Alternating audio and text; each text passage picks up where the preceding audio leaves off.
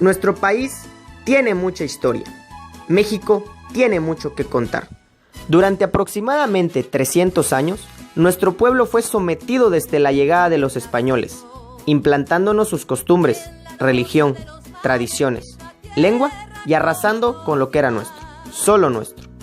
El inicio de la Ilustración, que tuvo origen en Europa, vino a cambiar la mentalidad de los criollos y de algunos mestizos que eran quienes sabían leer y escribir al ser hijos de españoles y mexicanos. Y un hombre llamado José María Luis Mora, que es sin duda el padre del liberalismo mexicano, implantó su ideología en nuestra gente, que tenía un hartazgo por quienes solo sabían humillar y denigrar a quienes eran los dueños originales de estas tierras. Y fue así como un ejército de indígenas que peleaban por una repartición equitativa de tierras y por ser libres, el 15 de septiembre de 1810, bajo el mando del cura don Miguel Hidalgo y Costilla, se levantaron en armas. El conflicto guerrillero por nuestra independencia tuvo su fin hasta el año 1821, pero tenemos que hablar de lo que sucede en ese lapso. A la muerte de Hidalgo, José María Morelos y Pavón se convierte en la cabeza del movimiento insurgente.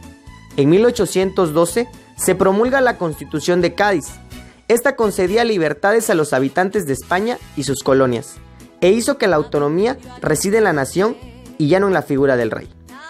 En 1814, Morelos presenta la Constitución de Apatzingán, documento también conocido como Sentimientos de la Nación, ya que contenía libertades y demandas sociales que se luchaban en la independencia. Este documento fue la primera Carta Magna de México. A la muerte de Morelos, la insurgencia queda en manos de Vicente Guerrero, quien fue artífice de la consumación de la independencia, al llegar a hacer acuerdos con Agustín de Iturbide, quien entonces en 1821 sería coronado emperador.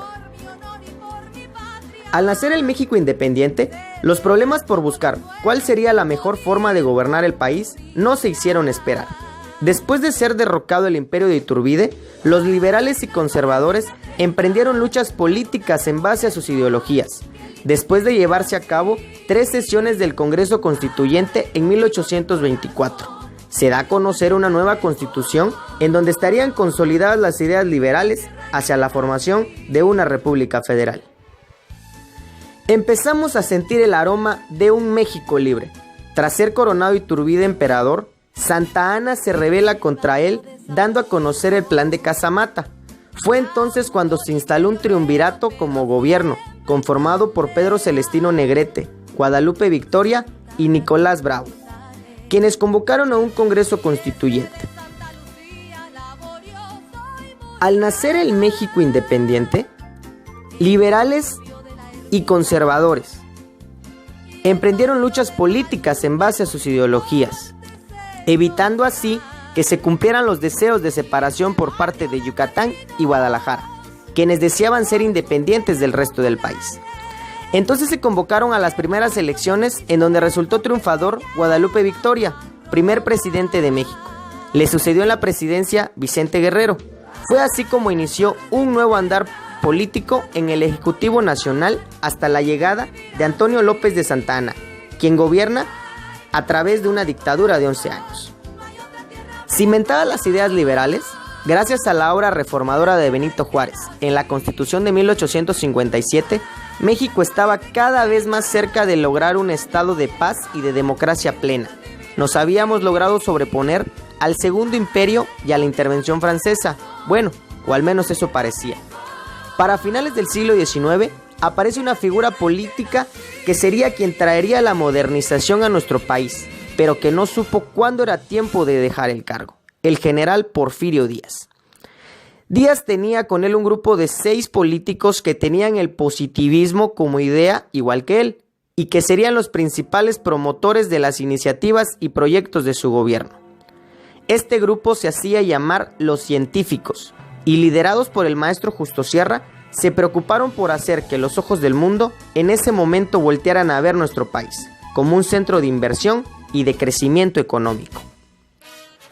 Como se comentó hace unos instantes, el hecho por el cual estalla el conflicto revolucionario, que buscaba la antirreelección y que no estuvieran tan marcadas las clases sociales, fue el costo que tuvo que pagar el general Díaz por no retirarse del poder cuando era prudente y por haber querido modernizar el país llevando a cabo el orden y progreso que implanta la doctrina positivista, obteniéndolo con éxito, pero lacerando a nuestro pueblo.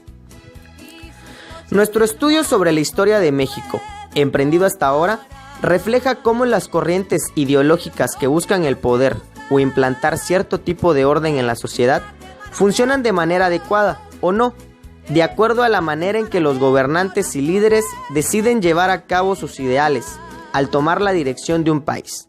A lo largo de este periodo, México tiene avances y retrocesos en la construcción de su democracia para obtener un gobierno que responda al llamado de mantener nuestro territorio en paz, conceder derechos a todos por igual y elevar la economía para mejorar las condiciones de vida de los gobernados.